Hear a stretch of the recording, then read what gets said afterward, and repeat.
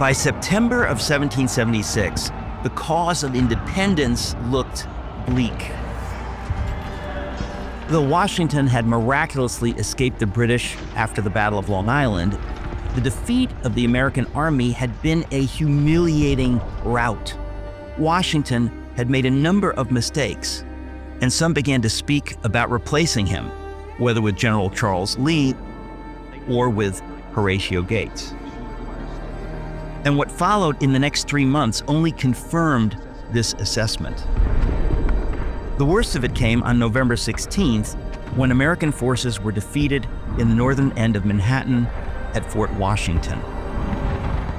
Washington ought to have abandoned Manhattan entirely, but for some reason he took the advice of Nathaniel Greene and left 5,000 men there. From across the Hudson River, through his spyglass, Washington watched their awful defeat. The Hessian mercenaries even bayoneted men to death who were trying to surrender. Knowing that the responsibility for it all fell on him was crushing. And a number of his officers saw Washington so overwhelmed that he turned away and wept like a child. 4 days later, Washington's troops were chased from Fort Lee, New Jersey. But at this point, Washington knew that he must fight differently, and he would. The plan going forward was to retreat with his remaining army south through New Jersey, never allowing the British to engage them in a full and open fight in which the British would have the advantage. It would be what Washington called a war of posts, in which he retreated and retreated, trying to wear out the British as he did so. If Washington and his men continued to retreat successfully, they would eventually make it to the Delaware River, which formed the westernmost border of New Jersey. They could then escape across the Delaware, where they would effectively be safe, having the wide river between them and the British, and also being able to keep the British from advancing on Philadelphia. So if Washington had any hope of reversing the fortunes of his Continental Army, he had to do it in the next few weeks. It really didn't seem like things could get worse, until Washington heard that General Charles Lee, whom he had again and again begged to come to his aid with his 2,000 troops, had been captured by the British. In fact, the British were so thrilled by this tremendous coup that General Howe decided it was time to call it a year and retire to winter quarters. The situation was that Washington and his ragged troops were huddled in Pennsylvania, and General Charles Lee, whom the British feared far more as a general than they feared the beleaguered Washington, was their captive. So, Cornwallis made plans to sail back to London to see his wife, and Howe went to New York, where he expected to spend the winter with his mistress.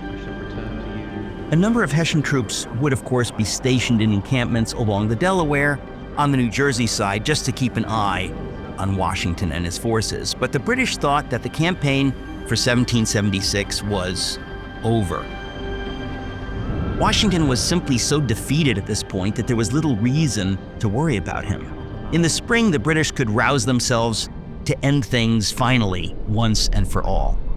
It was around this time of deepest desperation that Washington knew he must do something. If he did nothing now, it really was essentially over for the cause of liberty and independence. On December 31st, most of his men, having come to the end of their enlistment, would go home. But what could Washington do? He would first of all take advantage of the overconfidence of the British, who didn't dream he and his exhausted forces would do anything dramatic at this point. He'd also take advantage of the fact that, in their overconfidence, they had scattered their forces in a line along the river that was perhaps a little bit too thin. For example, there were only 1,500 men at Trenton. Over the past weeks, Thomas Paine, who was with Washington's army, began to write another essay. This new one, titled The American Crisis, began with the famous lines, "These are the times that try men's souls." The essay was so inspiring that Washington had it read aloud to all of his troops 2 days before the planned crossing of the Delaware. The exact plan was, in fact, for 3 forces to cross the Delaware. One force would cross many miles downstream to attack the Hessians who were stationed at Mount Holly in order to prevent them from coming to the aid of those he would be attacking in Trenton. A second force would cross the river right at Trenton to hold the Assunpink Bridge and prevent the Hessians from retreating.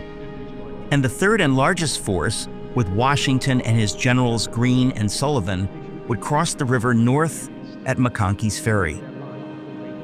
The plan was to be across by midnight and then to march the 9 miles to Trenton, where they would attack the Hessians at daybreak.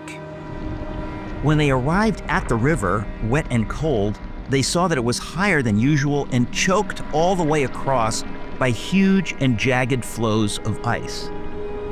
Washington's full force was not assembled on the other side until 4 a.m., 4 hours past schedule, meaning that with 9 miles to march, they would not get to Trenton until well after daylight, destroying the vital element of surprise. The snowstorm continued as they marched, and it was so cold that 2 men froze to death en route. It was nearly 8 a.m. by the time they finally arrived at Trenton.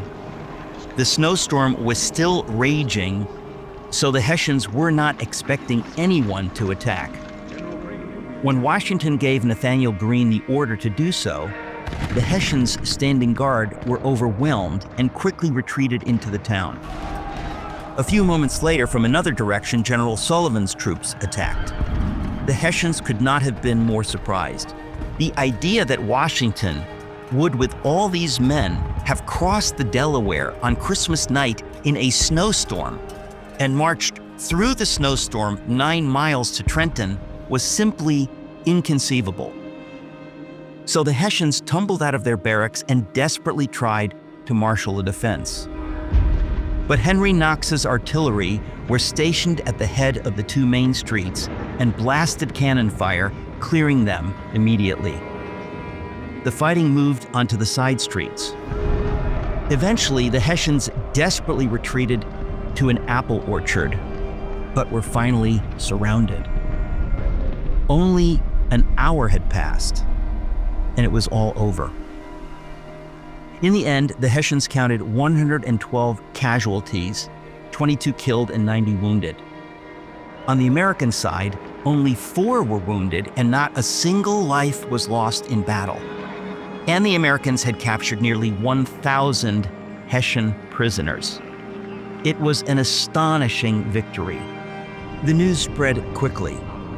Those who had counted Washington out and who had counted the cause of liberty out realized that his bold stroke, successfully executed despite monumental obstacles, had changed the momentum of the war as dramatically as possible. Once more, the British knew that what they so assuredly believed was essentially finished was far from over. And of course, when it finally would be over, 7 years in the unimaginable future, they would have lost the war and the colonies both.